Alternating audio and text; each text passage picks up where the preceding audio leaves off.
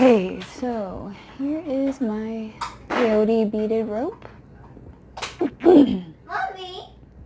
I've been working on it for a little while now. Yesterday I worked on it for a couple hours.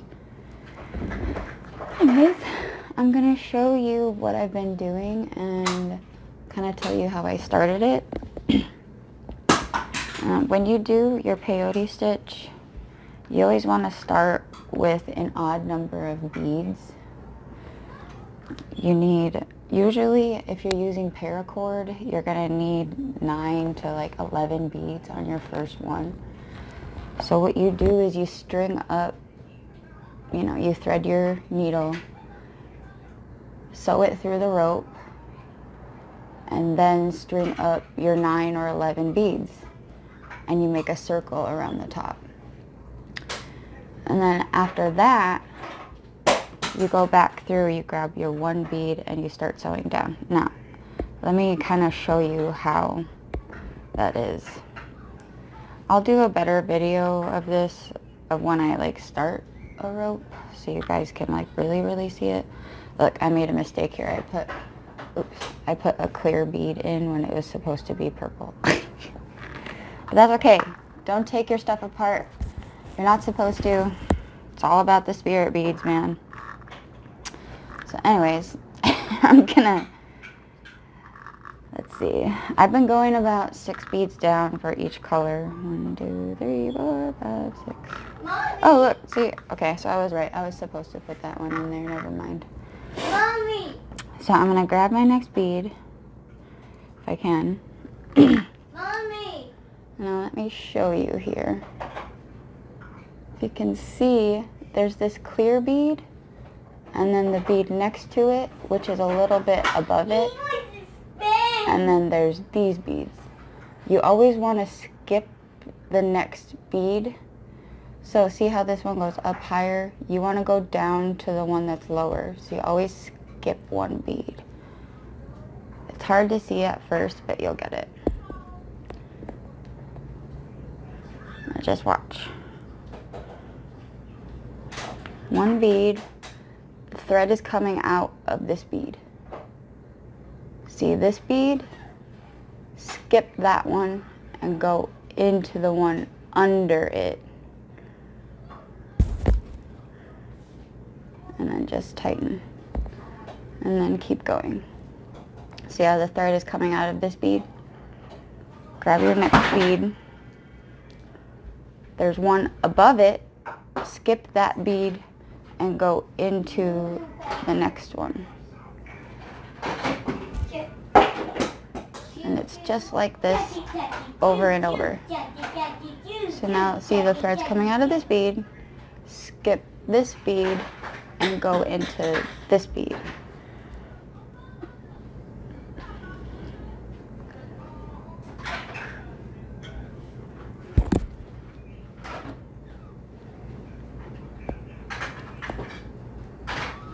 And then you just keep doing that all the way around.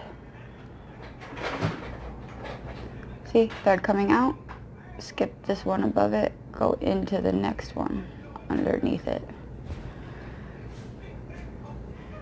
What you're doing is like basically making like a little weave pattern.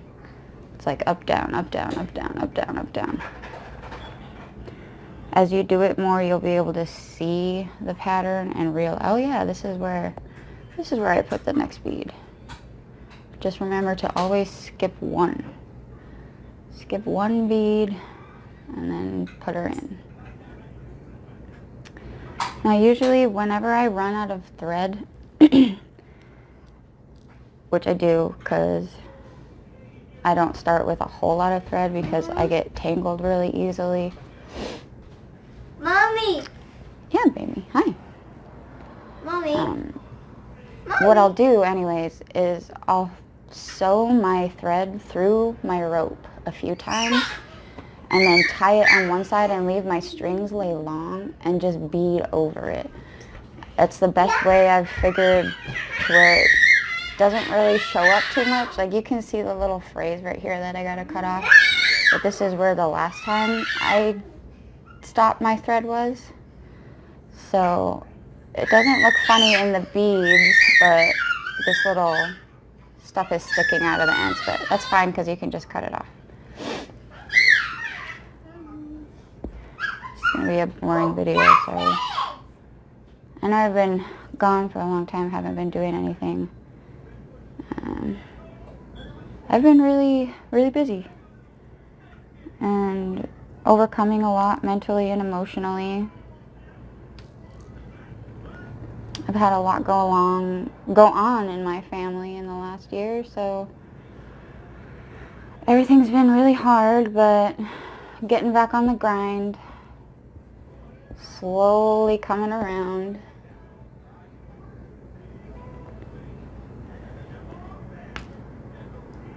I hope everybody's doing okay during this time. I know it's crazy. If I can get this bead in here. Excuse me. Anyways, that's how you do that. I've been working on it for a while. I'm making this video more so to kind of like, if you're a beginner but you kind of know what you're doing, I'll definitely be making a more intensive video of it, but for now this is what I'm doing. Just wanted to show you guys these. Look, I finished these yesterday. Aren't they pretty? It took me forever, and I know like they're not perfect, but I love them. I plan to keep on making more and more. So I'm probably going to be doing a lot more videos like this. I'll be showing you guys my ribbon skirts, my jingle dress. I'm trying to make some moccasins. I'm also going to be making my beadwork for my jingle dress. All my regalia that I'm going to be using next year. I'll probably do a video on a little boy's grass dance outfit and a little girl's jingle dress, because I'm going to make one for my son and one for my daughter. And yeah, I'll just continue to do videos like this. I'm going to do some earring videos. Ooh, could have been bad. Maybe some more necklaces. Who knows? It'll evolve as I get better at my work. I just want to share with you guys this journey I'm going on. I'm trying to reconnect with my culture, reconnect with my people. I'm learning my language right now. My son knows more of it than I do, I think. But it's really hard. I listen to the tapes every day. I got my dictionary. So we gonna be speaking Ojibwe in this house, yo. And Spanish. My babies are gonna learn Spanish too. I think it's really important for them to know every part of their culture. It's me, I'm Northern Native, and my honey Michael is Taino from Puerto Rico. So I want them to know anything and everything they can about that. I know it's really hard because the Tainos were mass wiped out when Columbus came. But there is the history there still. If you go out and you find it, it's there. You just got to dig for it. And I just want my babies to know that part of their history as well.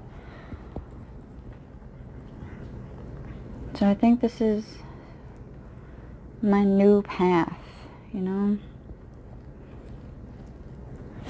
Eventually, someday, I think I want to do like a little boutique, or maybe like an Etsy and sell my stuff. But for now, this is just my hobby. This is just what I'm doing to help myself heal. I find when I'm beading, I'm able to think about things more clearly, and I've been remembering a lot of stuff from when I was little, and it's almost like you can feel your ancestors with you as you're beading, you know what I mean? Like, there's hunching over your shoulder telling you, just keep going with that color, don't stop.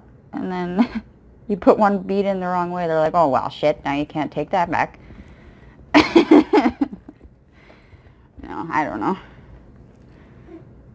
But this is the way of the peyote stitch. I'm definitely going to make more videos of this though, so don't worry. I know this one's really hard to follow. But again, like I said, if you're going to start, make sure you start with an odd number of beads. And then you always skip one bead when you're sewing down.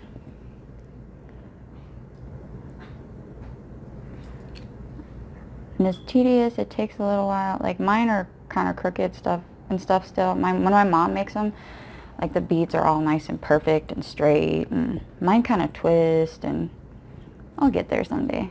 Like my mom even makes these things hollow. Like how the hell? I'm gonna learn how to do that.